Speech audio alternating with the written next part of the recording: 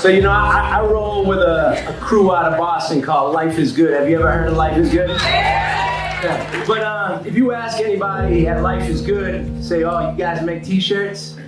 They say, yeah, we make t-shirts. That's not what we do.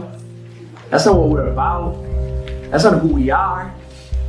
You don't want to ever let what you do define you or confine you. You're going to define Rosa Parks as a seamstress? You're going to define Mahatma Gandhi as an attorney? You're going to define Buddha as, I don't know, a guy who sat under a tree a lot? Those are occupations, those are things. What are you going to be? What are you going to do? What are you going to do? It's not about what are you going to bring to the world. What are you going to bring out of you? If you think about any, so you got a favorite superhero, anyone? Batman. Batman's cool. You got superheroes, and every superhero story is the same, yo. It's the same story. You got promise, you got potential, you got a world that could be just, that could be harmonious, it could be righteous, it could be right. Then something comes along, and it's usually the same thing. It's some kind of destructive force. It's a villain, it's evil, it's destructive. What it does is it scares people. And it threatens the way that life could be. So we call him a superhero. And our superheroes got superpowers. Well, Batman, he may not have superpowers, but he got a hell of a car. And a belt. You got stuff, you got Robin, doing whatever he asks you to do. But don't disrupt my flow right here. And the superhero uses those powers to destroy the destructive force and to lead and return the world back to the way it could be. Well, we tried a lot of those superpowers. They don't work. Just destroying stuff, fighting, being bigger, being faster, being stronger, doesn't change the world all the time. Sometimes it just makes things worse. So we started thinking about, well, where are the real superpowers at? The real superpowers, they're in the hearts and souls of the children. Think about, give me a kid's superpower. What do you love about kids? What do you wish that, man, I wish I could be a little bit more like that. Anyone got one? Honesty and authenticity. They keep it real. Kids don't got a pretense. They're going to tell you what it is.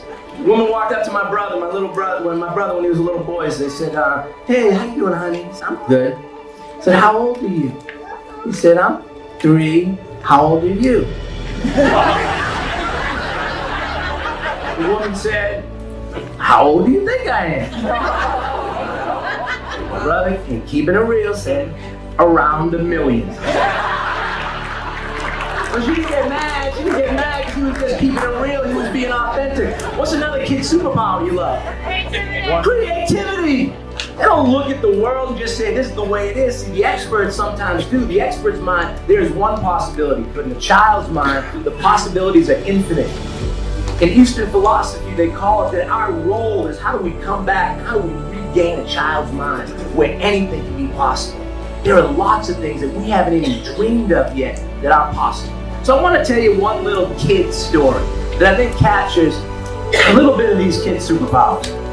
So I got a little boy I know, and he's going to play baseball for the first time. His dad signs him up for baseball. He's not a great baseball player. He's 9 years old. He's playing right field.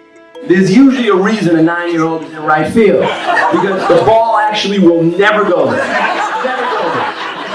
So this little boy's in right field, and he's doing that baseball thing, doing the chat, supporting his team. It's okay, Kevin, no better, kid. Here we go, kid. Way to go. He's cheering on everyone. Look alive, PJ. His dad comes to the game. His dad, comes in his business suit. He looks at his boy and says, hey, how's the game going, son?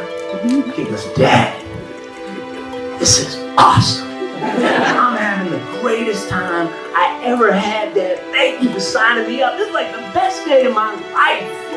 And Father's like, he's stunned. He didn't even think the little boy's gonna like baseball. He says, wow, that's cool. What's the score? And the boy looks at him.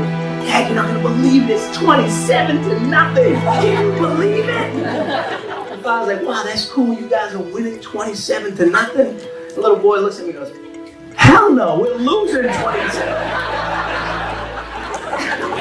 And so the father does a very, I'm saying this because I'm a grown-up, I'm 48 years old, he does kind of a grown-up thing. He says, well, what are you so happy about? A little boy looks at his dad and goes, "Dad, we haven't even been up yet." So that kid lives life like this. When you are an optimist, when you are positive, when you live your life open and you live your arms wide open like this, you see the world in terms of opportunity. But when you live closed or like this, you see the world in terms of obstacles. You don't see the opportunity. So this little boy lives his life wide open like this. What he could have said to his dad, what he probably wanted to say to his dad was, "What am I so happy about, Dad? I got 2 legs, Dad. I can stand in the outfield. I'm standing on a beautiful grass field in a country that fought for freedom. I'm playing baseball, Dad. The sun is shining, Dad.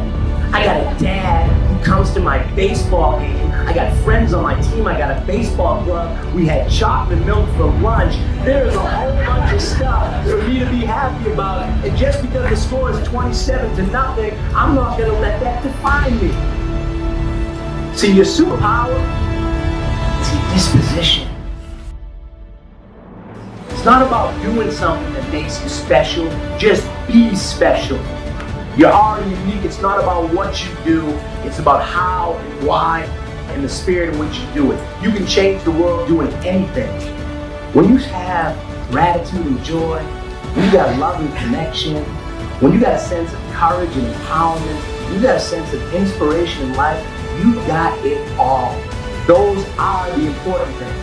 And in the words of the great Albert Einstein, I think it was Albert Einstein, it could have been Taylor Swift, the kid. I'm not sure. But somebody said, the important thing is to keep the important thing the important thing.